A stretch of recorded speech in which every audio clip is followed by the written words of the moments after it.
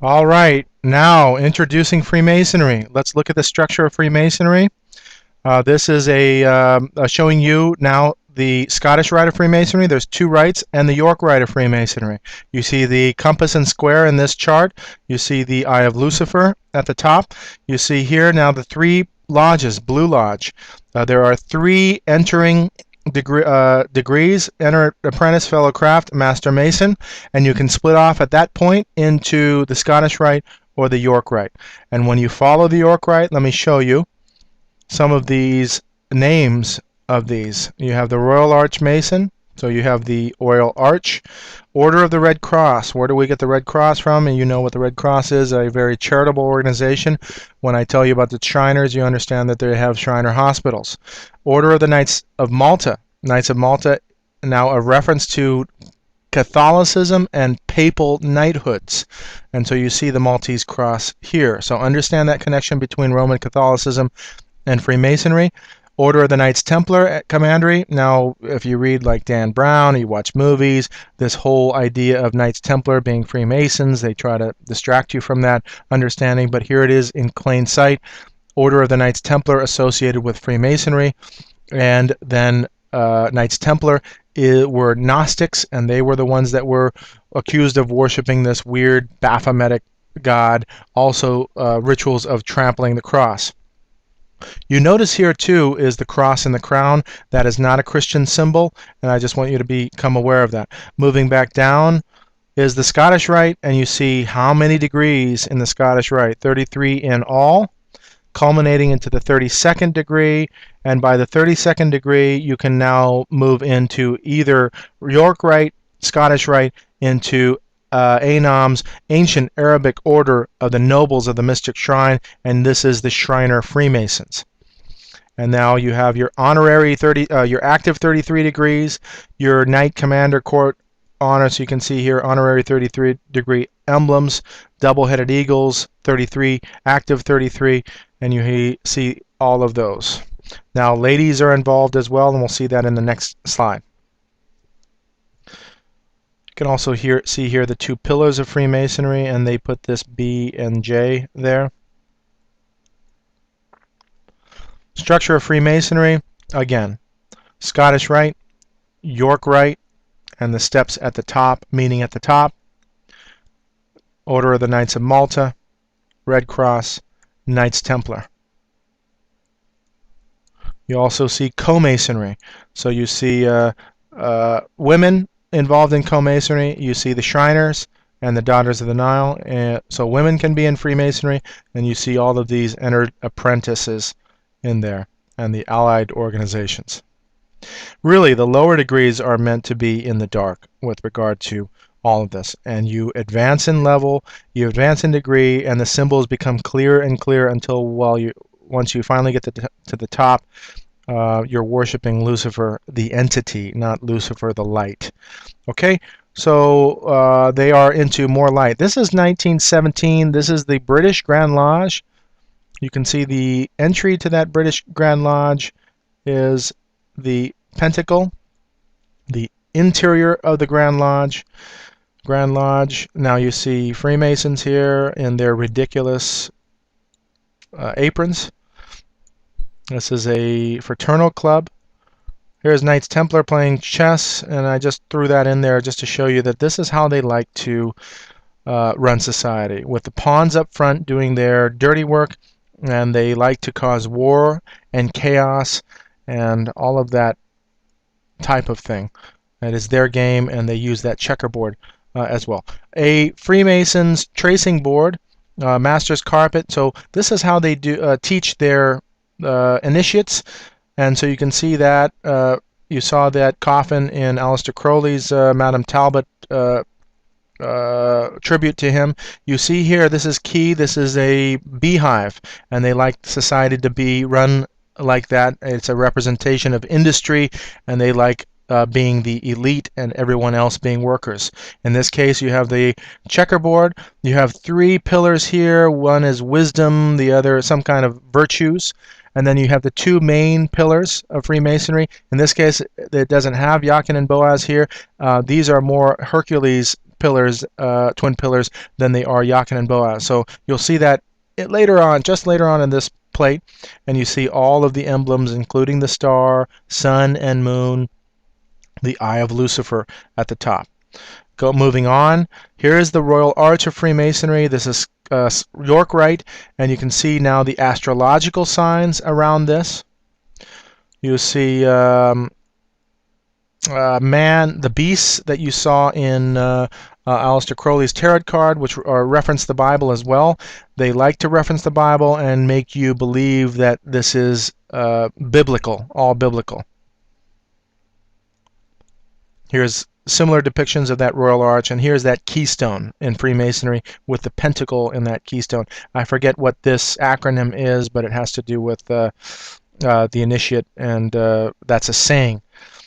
Moving along, now in other images of Freemasonry, they like to refer to these pillars as legs to stand on. You'll see some of that in these squares. So they're putting the square in there, and then this enlightenment, using the sun there as your intellect or your enlightenment. And so they use all these symbols.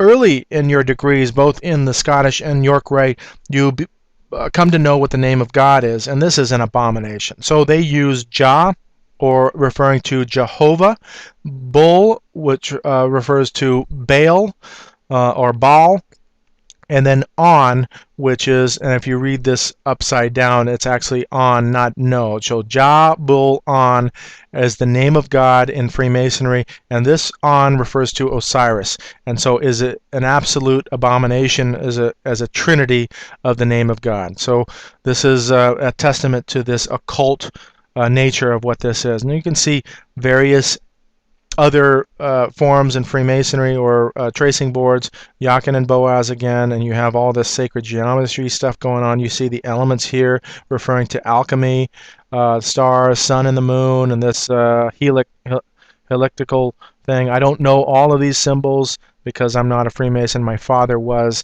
and I have interviewed or talked with Freemasons that testify to the darkness that you have in these rites. And really, darkness referring to all of these mystery symbols and the mysteries surrounding all of this. And so it is absolutely dark with regard to that. So now moving along, and you see the similarities between things that were artifacts used in Solomon's temple and the building of this, but you'll see that there is a counterfeit and an opposite going on here. This is a tarot card. You saw this earlier in the plates, but this is Boaz and Jachin referring to this temple pillars in Solomon's temple, and this is showing you, to me, this is the counterfeit. But you see the black and white symbolism, the duality going on. This is a priestess, and you can see the reference also if you saw that Isis and Osiris, but Isis having these sun symbolism and these bull horns or crescent moon hybrid. So anyway, I know you might not understand that, but as we move into all these symbols, you can go over this video and understand what these symbols are. Here is a worshipful master, and the worshipful master wears the top hat, and here's the square. The gavel is also Freemasonic, and you see that gavel used in modern judges use that gavel. A lot of our things are Masonic that we don't understand. Now, this is key here because this is a depiction of the Freemasonic temple. You can see the two pillars here, that the two pillars are in the west. You can see now the pentagram here and that checkerboard floor, the three pillars of virtue, and then the east is the worshipful master, the G, the generative principle, and the sun, all in the east. Okay, understanding that side. Now, look here. This is the true temple, Solomon's temple. You see the two, Jachin and Boaz. Over here, they're not even named. That's why I believe they're the pillars of Hercules rather than Jachin and Boaz, the two pillars in the true temple. Now, you see that the Jachin and Boaz are in the east, whereas these pillars are in the west. It's a complete reversal in the temple. So what they show you as Jachin and Boaz is simply a smokescreen to tell you, though, they're worshiping the true God or what have you. So here's the porch, and of course the Holy of Holies sits in the west. So I just wanted to show you that complete opposite, and you're going to see in the writings even what they like to do, complete opposites against God. And so I wanted to show you that. Here are emblems in Freemasonry. I think they're called jewels in Freemasonry. You see this A over here. This A has a Masonic element to it. It is the compass, and the center portion is shaped like a square. So the compass and the square in this A portion, you'll see that showing up a little bit later on. I understand this is a lot of information. Please just bear with me. Here's the Eye of Lucifer, that light emanating from that, the compass and the square.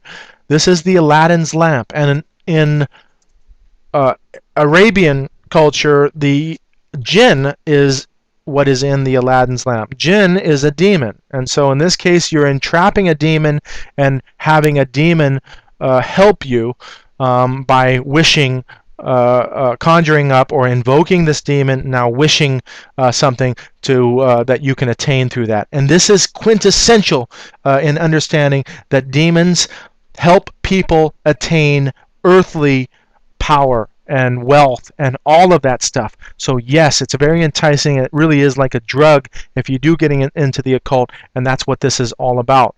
So you'll see that moving along here. Other emblems, here is the balances, double-headed eagles. I don't know exact. Here's a double-headed eagle over there. That's the Omega sign. All right, so moving along, Jachin and Boaz here, the two pillars with the eye in between, square and compass, the pentagram, and now you see the skull and bones. This is an old depiction of an initiate. The initiate now is covered, and you can see where he's initiated at, and you can see this coffin. The occult, have their own born-again experience. So when you see an interview with George W. Bush, one of the guys interviewed him and said, are you a Christian? He says, well, if you mean being born again, yes, I am. So trust me, the occult have their own born-again experience.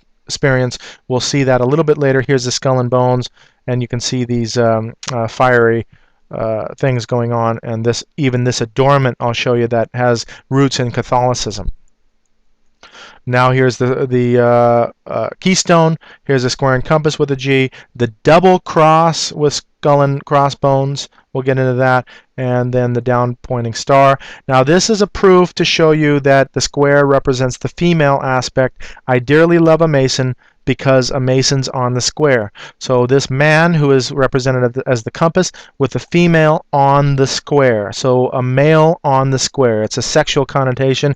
That G is that union or generative principle of the union of male and female. That's why androgyny has a huge place in this doctrine. And again, now love the square. So the man is loving the square, and she's on the square representing the square. So you can understand the female aspect of that.